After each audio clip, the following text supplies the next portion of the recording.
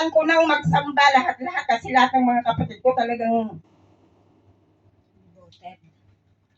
di ba, yung parang kalaban ko na.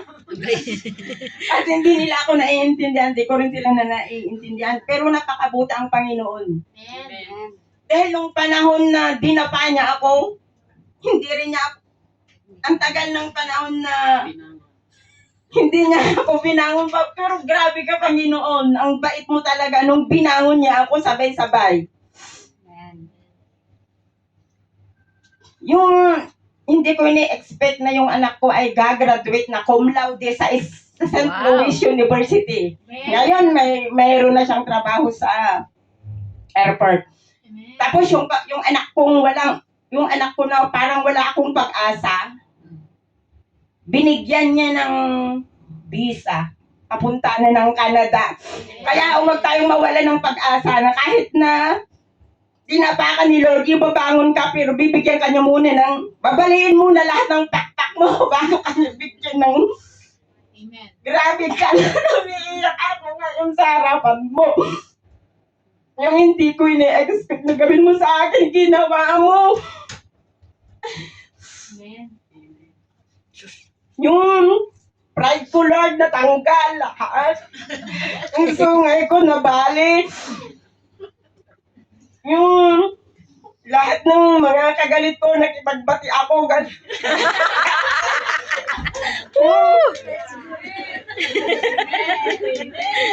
Yung sobrang taas ng pride ko, Lord, nawala yun. Dahil sa binigay mong blessing sa akin. Thank you, salamat. Hindi pa alam na mapapadpad ako ngayong umaga dito. Amen. Salamat, Lord. Kasi ang gaan-gaan na ng buhay ko. Wala na akong iniintindi. Ang bait-bait mo talaga. Ay, grabe ka. God is good all the time, mga friends. So, huwag tayong bibitaw. Kaya na ang bibiglain ng pupunta sa stage na andun niya yung alaking mukha ng anak ko na sasabihin cum laude. Hindi ko na makita yung dadaanan ko. Hindi niya sinabi yung parang hindi ko na makita yung stage kung saan ako dadaan. Dahil tawag yung anak ko. Ang sarap ng pakiramdam, Lord, na binigay mo sa akin ito. Pero ang hirap ng pinagdaanan ko bago mo binigay ito. Sobra. Kailangan idapa mo muna ako. Kailangan tanggalin mo muna yung pride ko, lahat ng sungay ko para dumating ang panahon na binigay. Saka hindi ko alam na bakit mapupunta ako dito na nagtitest mo. Lagot. Ang sarap pala ng feelings, Lord. Ang bait mo. Amen. Naiiyak ako, baka sabihin nyo na nagyayabang ako, pero nangyari sa buhay ko mga training, ang hirap ng pinagdaanan ko, lahat nawala sa akin. Pera, lahat. Naghirap ako ng sobra-sobra. Pero ito, ang Panginoon talaga, pag binangon ka na parang walang nangyari. Ang ganda ng paligid mo. Amen. Nakakaiyak. Meron pa po ba? Tatako na po tayo sa papuring awit.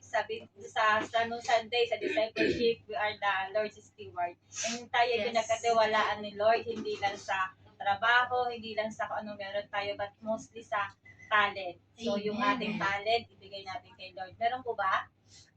Umaga sa ating lahat, mga kapatid. Sorry magbigay ng isang papuri.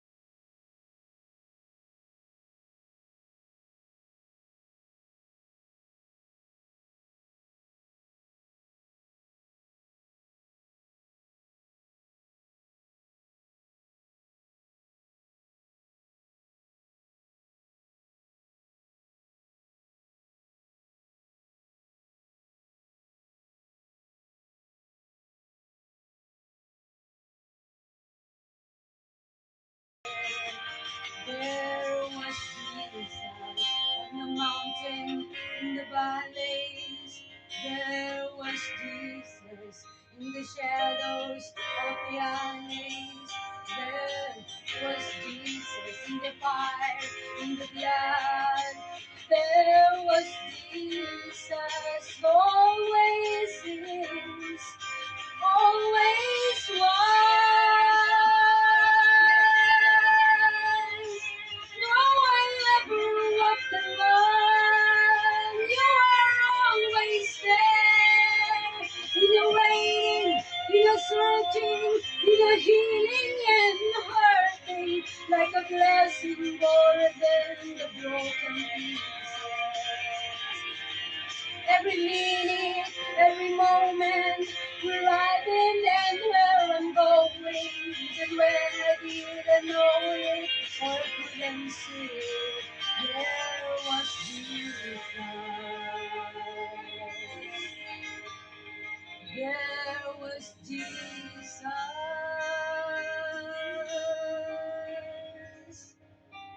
There was Jesus.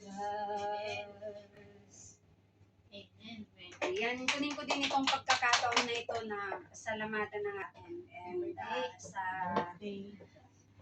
kabanata na naman ng aking buhay. And I really thanks God na talagang yung ama natin is napakabuti niya. Amen. Kasi hindi yung mga plano natin yung nangyayari talaga. And talagang alam ko na may plano ang Panginoon sa akin. Gusto niya talagang, kasi noon pa man, hinihiling ko na talaga na yung magtrabaho ako na may peace, masaya. And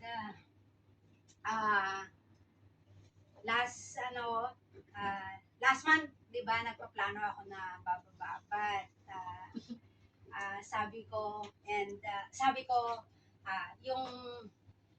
yung kagustuhan ng Panginoon, yun yung mangyayari. And thank you sa buhay din ni Pastora na siyang laging nag-aano sa akin na let the will of God will prevail sa buhay ng bawat isa. So, kung ano yung plano niya sa buhay ko ngayon is magpapasalamat ako. Although, kahapon, napifeel ko talaga nung nakita ko yung is parang hindi na naaalis yung ngiti sa labi ko talaga na alam ko may plano yung Panginoon sa akin. So,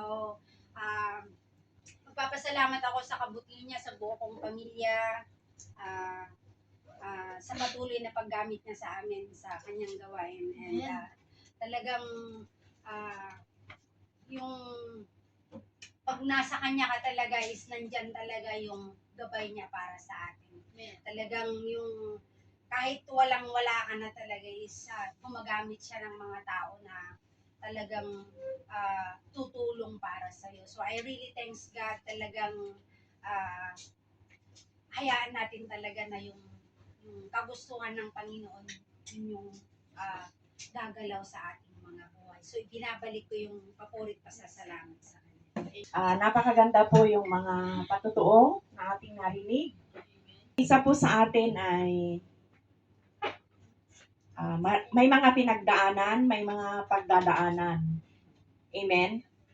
But always remember po na ang Panginoon ay laging nandyan. Amen?